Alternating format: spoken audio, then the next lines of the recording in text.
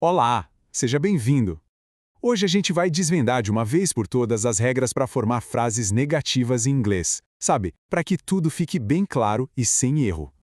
Pois é, parece uma coisa simples, né? Falar não. Mas para acertar de verdade na negação em inglês, tem umas regrinhas essenciais. Bora desvendar isso juntos? Olha só o nosso caminho. A gente começa com o básico, o poder do not. Depois a gente vê onde colocar ele na frase e como fazer aquelas contrações, sabe? Aí partimos para a família de palavras com no. E para fechar com chave de ouro, a regra da dupla negativa que não dá para errar.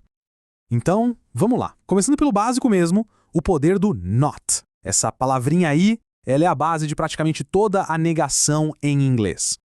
A ideia central é bem simples, na verdade. Para negar alguma coisa, o mais comum é colocar a palavra not logo depois do primeiro verbo conjugado da frase. É isso, essa é a base de tudo que a gente vai ver. Só que não é só jogar o not lá de qualquer jeito, né? O lugar onde ele entra na frase é fundamental para a gramática ficar certinha. Então, vamos ver agora justamente isso, as regras de posição e aqueles famosos atalhos. Para frases afirmativas, a regra é bem direta. Primeiro, a gente acha o verbo principal, aquele que está conjugado, sabe? O not vem sempre coladinho nele, logo depois. Simples assim. Olha só nestes exemplos como a regra funciona na prática. Na primeira frase, is not. Na segunda, do not. E na terceira, has not. Tá vendo? O not se encaixa ali, ó, perfeitamente, logo depois do verbo. Agora, um ponto de atenção importante. Quando a gente faz uma pergunta, a ordem das palavras muda. O not não vem mais depois do verbo, não. Ele vai para depois do sujeito da frase. Vamos dar uma olhada nos exemplos para isso ficar bem claro. Em can you not understand, percebe a ordem? Primeiro vem o verbo auxiliar can, depois o sujeito you, e só então o not. O mesmo padrão se repete em how could he not e will Martin not. A lógica é essa, verbo auxiliar, sujeito e aí sim a negação. E claro, para soar mais natural, mais do dia a dia, o pessoal que fala inglês usa e abusa das contrações. É só olhar a tabela. Is not vira isn't, do not vira don't, e tem até o will not, que se transforma no surpreendente won't. É um atalho muito, mas muito comum na fala. E o legal da contração é que as duas partes ficam grudadas, elas não se separam nunca. Nem pergunta, é o caso de can't you understand? A contração can't já começa a frase ali como se fosse uma palavra só, um bloco único. Ok, mas nem só de not vive a negação em inglês. Tem uma família inteira de palavras que já nascem negativas, sabe? Elas já carregam o não dentro delas. Vamos dar uma olhada. Essa tabela aqui ajuda muito a entender. Na primeira coluna, a gente tem palavras como nothing e no one. Elas já são negativas por si só. Aí dá para comparar com as formas que usam not, na segunda coluna, e com as versões positivas na terceira, tipo something e someone.